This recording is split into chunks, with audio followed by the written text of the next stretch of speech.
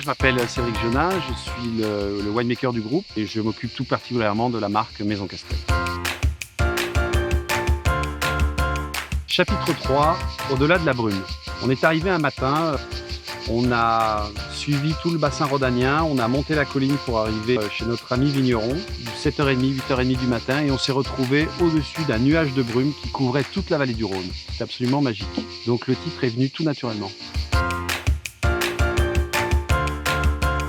Alors, appellation Condrieu, une appellation emblématique des Côtes-du-Rhône septentrionales. Donc on est à une quarantaine de kilomètres au sud de Lyon. C'est une toute petite appellation d'environ 180 hectares qui a failli disparaître dans les années 60. C'est une appellation qui est passée en AOP en 1940. La survie de ce terroir est due à quelques vignerons passionnés dans les années 60 qui ont replanté réellement. Et aujourd'hui, on sent vraiment un engouement. Vous avez des petites terrasses qui sont tenues par ce qu'on appelle des chaillets. Donc ce sont des petits murets en pierre sèche qui sont montés par les vignerons et qui permettent de tenir les terrasses. Donc tout ça, c'est vendangé à la main. Et c'est le terroir emblématique du Vionnier.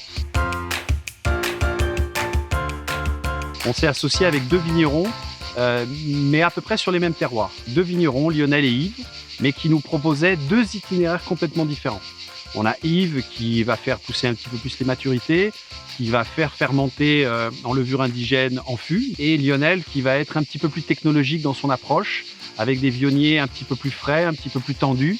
Et c'est l'association des deux qui a donné cette personnalité justement à notre Condrieu.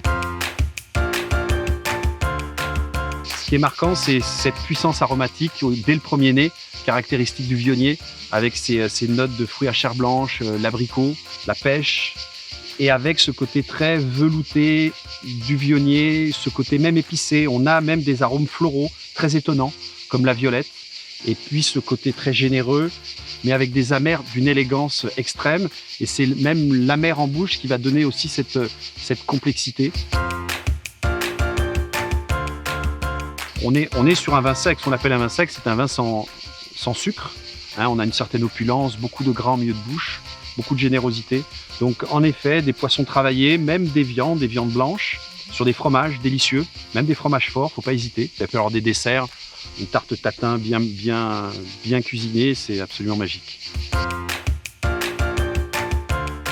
C'est ne pas à boire en sortie du frigo. Voilà, il faut qu'il prenne un petit peu en température quand même pour que l'expression aromatique se fasse et que l'ampleur en bouche soit appréciée. Donc on est plutôt aux alentours de 8-10 degrés.